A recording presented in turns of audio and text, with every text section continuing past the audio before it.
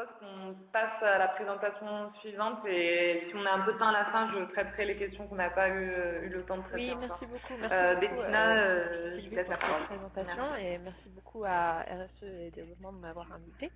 Donc alors, comme on l'a vu, la loyauté des pratiques, c'est un concept assez large qui recouvre différents enjeux.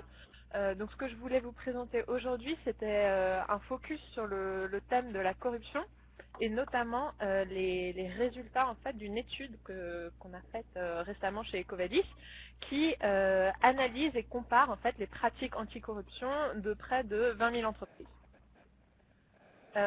Donc peut-être quelques mots sur Ecovadis pour ceux qui ne nous connaissent pas. Donc Ecovadis, c'est la première plateforme mondiale d'évaluation RSE. Donc on travaille avec à peu près 300 grands groupes, donc c'est des multinationales de secteurs très différents. Donc on a autant des clients dans l'agroalimentaire que dans le secteur bancaire, que dans les transports, etc. Pour le compte desquels nous évaluons en fait le système de management de la RSE de leurs fournisseurs. Donc dans notre base de données, maintenant, on a à peu près 50 000 entreprises, en majorité des PME. Les PME constituent 70% des entreprises dans notre base de données, dans des secteurs très très différents également et dans plus de 150 pays. Donc avec l'idée des évaluations Ecovadis, c'est donc d'évaluer la performance et le système de management de l'entreprise évaluée sur 4 grands thèmes: l'environnement, social et droits de l'homme, éthique, éthique des affaires donc, et achat responsable, c'est-à-dire comment l'entreprise gère la performance RSE de ses propres fournisseurs et dans sa chaîne de valeur. Donc c'est assez large. Aujourd'hui, je voulais me concentrer sur l'enjeu corruption, qui est un des 3 critères que nous analysons dans le thème éthique des affaires, et présenter un peu les résultats de l'étude dans laquelle on a analysé l'ensemble des évaluations réalisées. Donc pour le contexte, les enjeux de corruption ont vraiment fait partie de l'actualité ces derniers mois, ces dernières années, avec de nombreux scandales un peu partout dans le monde, avec tous les secteurs, avec des secteurs très différents impactés, et surtout un sujet qui a eu beaucoup de visibilité, qui a vraiment mobilisé l'opinion publique et est même devenu un enjeu politique. On a vu notamment dans les élections brésiliennes, par exemple, à quel point le sujet de corruption occupait une place centrale. Et donc face à ce contexte, on avait beaucoup d'interrogations, notamment on a eu de plus en plus de réglementations et de nouvelles lois anticorruption les dernières années. On a l'exemple du Brésil, mais aussi de la France, avec Sapin 2. Quel est l'impact que produisent ces réglementations? Est-ce qu'elles ont vraiment un impact direct sur la manière dont les entreprises se comportent et mettent en place un système de management? Est-ce que les programmes anticorruption qui sont mis en place s'améliorent? Est-ce qu'il y a des différences au niveau des régions, au niveau des secteurs, au niveau de la taille des entreprises par rapport aux bonnes pratiques mises en place? Et donc face à toutes ces interrogations et ces questions, on souhaitait apporter un éclairage et donner un retour d'expérience en fait face aux résultats que nous avions observés dans toutes ces évaluations. Donc ça correspond à peu près, comme on évalue à peu près 20 000 entreprises par an, on s'est rendu compte qu'on commençait à avoir beaucoup de données à exploiter et que finalement faire une étude sur les résultats que nous avions observés, c'était aussi un bon complément à d'autres standards et d'autres études qui sont réalisées par des acteurs comme par exemple Transparency International, acteur incontournable en matière de corruption, qui notamment publie un index de la corruption chaque année où on compare en fait le niveau de perception de la corruption dans le secteur public. Sachant que c'est dans le secteur public, on s'est dit que c'était aussi intéressant d'apporter un complément avec des résultats du secteur privé. Donc voilà pour le contexte. Donc l'étude EcoVadis est disponible sur notre site. On l'a publiée en novembre. Donc si ça vous intéresse, je vous invite évidemment à aller la télécharger et regarder ça de plus près. Aujourd'hui, je voulais vous présenter quelques-uns des résultats principaux, puisqu'évidemment, nous n'aurons pas le temps de tout couvrir. Donc en ce qui concerne les données, donc comme je le disais, nous on a utilisé en fait les évaluations EcoVadis qu'on a menées entre janvier 2017 et juin 2018. Donc ça correspond à peu près à 20 000 évaluations. Les résultats de ces évaluations ont ensuite été répartis en 12 grands secteurs que vous voyez ci-dessous. Donc on a la construction, l'électricité, finance et assurance, etc. etc. On a également réparti les résultats par région. Donc en tout, 138 pays étaient couverts. Et donc on a catégorisé les résultats en 5 régions, avec l'Amérique du Nord, l'Amérique latine et les Caraïbes, l'Europe, la Chine, qu'on a mise à part puisque c'est un contexte assez particulier et que ça représente un marché très important aussi pour beaucoup de nos clients et parties prenantes. Et enfin, la région Afrique, Moyen-Orient, Asie, avec encore une fois donc la Chine exclue. Et enfin, au niveau des tailles d'entreprise, donc ici on a retenu 2 tailles, donc les PME et les ETI, donc ce qui correspond à des entreprises avec de 25 à 999 employés, et une seconde taille, donc ça c'est la taille qu'on a appelée large, pour toutes les entreprises de plus de 1000 employés. Donc on a comparé les résultats par secteur, par région, par taille dans l'étude. Et peut-être quelques mots, encore une fois, sur la méthodologie des évaluations qui, donc encore une fois, constituait la base pour cette étude. Donc l'idée, c'était vraiment de regarder comment les entreprises mettent en place un programme anticorruption et à quoi correspond ce programme et quelles sont les entreprises les plus performantes. Donc pour les évaluations EcoVadis, donc comme je le disais, on évalue le système de management qui est mis en place. Et donc on va regarder les politiques, les actions et les résultats, ou le reporting sur les résultats mis en place par les entreprises. Donc en matière de corruption, par exemple, au niveau des politiques, on va regarder est-ce qu'il y a une politique anticorruption qui est mise en place par l'entreprise, des codes de conduite, etc. Est-ce que l'entreprise adhère à des initiatives externes anticorruption? Au niveau des actions, on va regarder quelles sont les mesures très concrètes qui sont mises en place par l'entreprise. Par exemple, est-ce qu'il y a des formations de ses collaborateurs sur les sujets de corruption? Est-ce qu'il y a une procédure de lanceur d'alerte? Est-ce qu'il y a des audits internes, etc., etc. On va également regarder si l'entreprise est certifiée, par exemple avec la norme ISO 37001 ou éthique intelligence, etc. Donc des certifications spécifiques sur les sujets de corruption. Et enfin, on regarde également quel est le degré de couverture de ces mesures et certifications. Donc on va s'assurer que les mesures et certifications qui sont mises en place le sont pour l'ensemble du périmètre évalué et pas seulement une partie ou un fragment des sites. Enfin, on regarde quels sont les résultats de l'entreprise. Donc d'une part, on regarde le reporting. Est-ce que l'entreprise fournit un reporting actualisé et qui couvre l'ensemble des enjeux? Et on regarde également à travers notre outil du 360 si l'entreprise a fait l'objet de sanctions ou a reçu des amendes sur les sujets de corruption. Donc ça, c'est la méthodologie de nos évaluations. Au niveau des sources, on collecte principalement des documents des entreprises elles-mêmes, donc des documents justificatifs que l'entreprise doit partager dans le cadre de l'évaluation EcoVadis et qui correspondent donc aux documents de son système de management de l'entreprise. C'est les politiques, les procédures, le reporting, etc. On va ajouter à ça l'opinion des parties prenantes, donc notamment des autorités judiciaires par exemple, si l'entreprise a fait l'objet de condamnation, amende, donc ça c'est la veille 360 dont je vous parlais.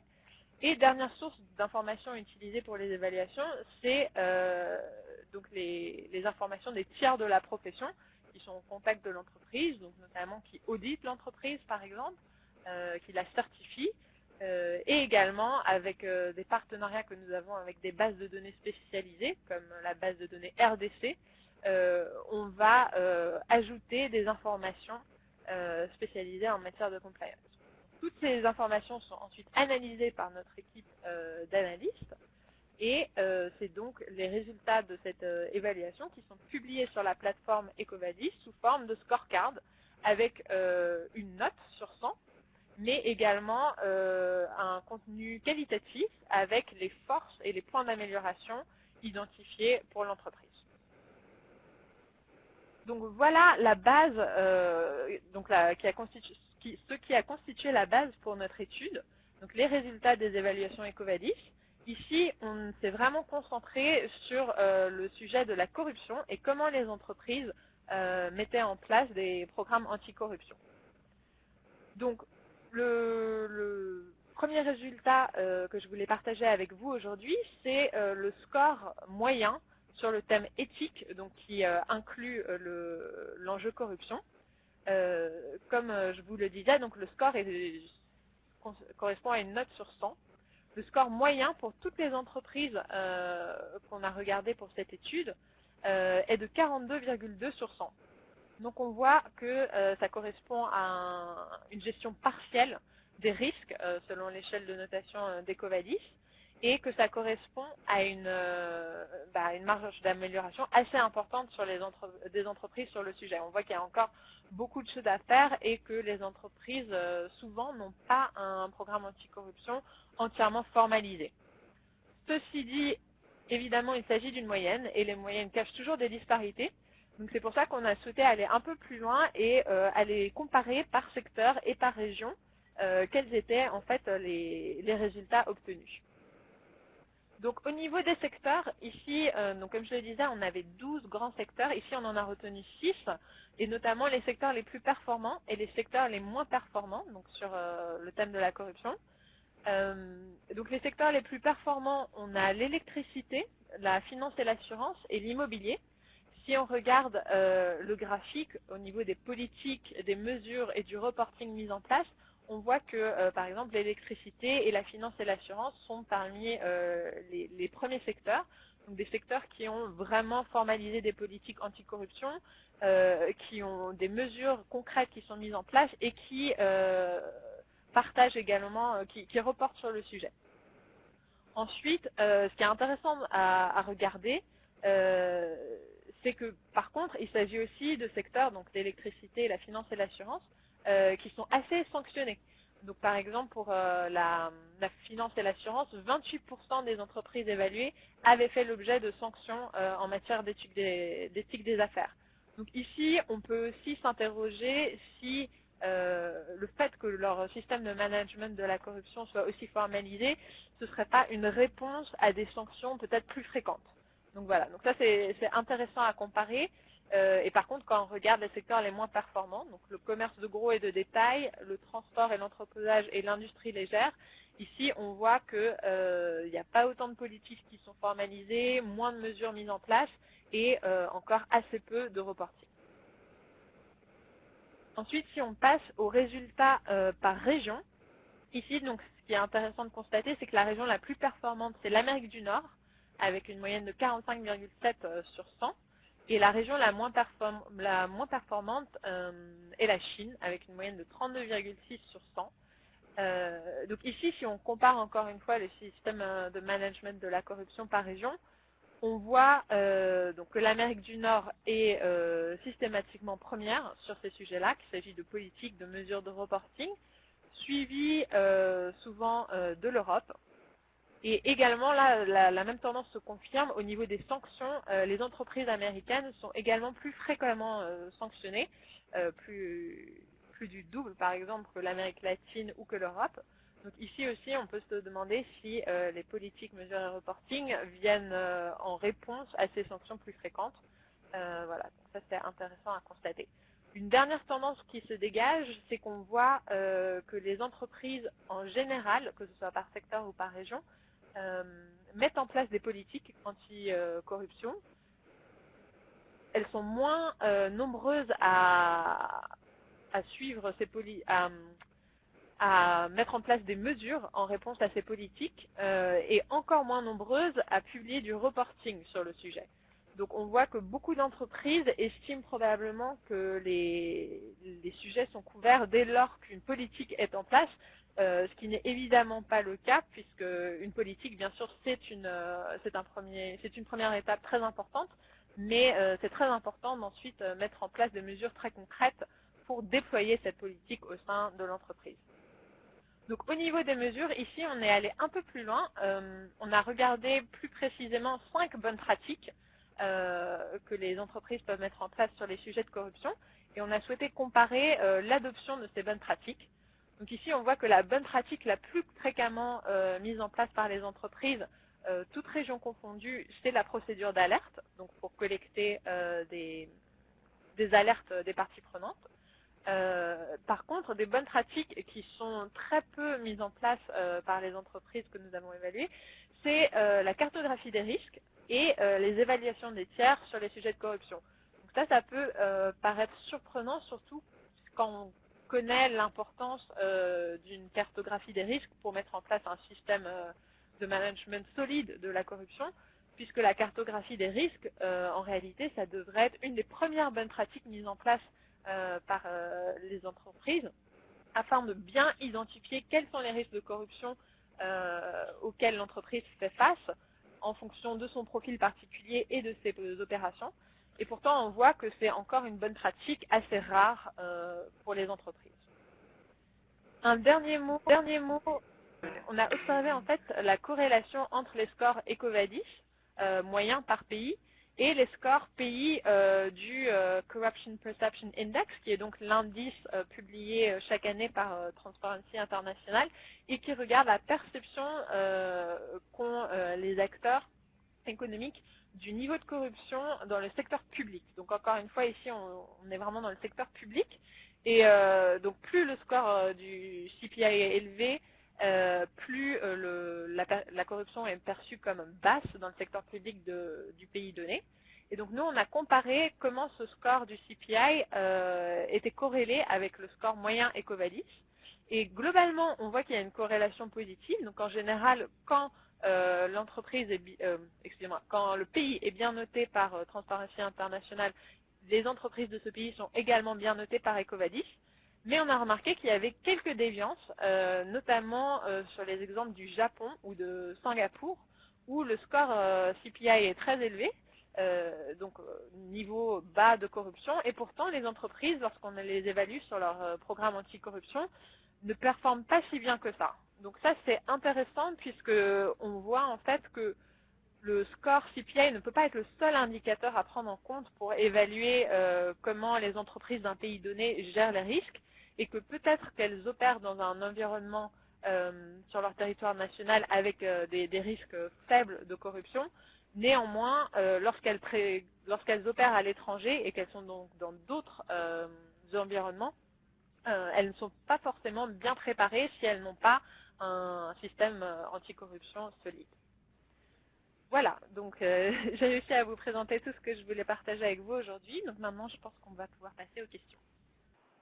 Merci beaucoup Bettina pour cette présentation de cette étude très intéressante, donc qui souligne bien que justement il est nécessaire pour avoir une approche complète de mettre à la fois en place des politiques mais aussi de déployer des moyens et des indicateurs de résultats et un reporting précis sur ce qui est fait. On a donc des différences par pays, région et secteur aussi. Et que donc toutes les entreprises performent différemment selon les variables analysées. Je passe aux questions parce qu'on n'a plus beaucoup de temps. Enfin, théoriquement, ça doit être terminé, mais bon, pour ceux qui peuvent rester, je sais que souvent on dépasse un peu ici. La première question, c'était une remarque plutôt, qui disait qu'il y avait une contradiction entre le fait que les secteurs les moins sanctionnés, donc qui sont censés être les plus vertueux, sont les moins avancés en termes de politique anticorruption. La promotion d'une politique ne signifie pas que cette entreprise est éthique ou pas. Enfin, facile.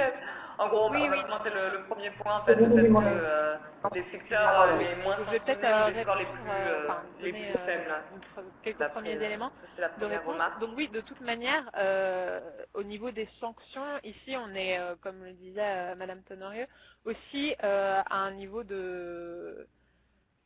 Ça dépend des États et c'est aussi une manifestation politique. Donc, par exemple, en France, jusqu'à la loi Sapin 2, la France était assez critiquée sur le fait que, justement, les entreprises françaises étaient peu sanctionnées et que les lois anticorruption n'étaient pas forcément appliquées.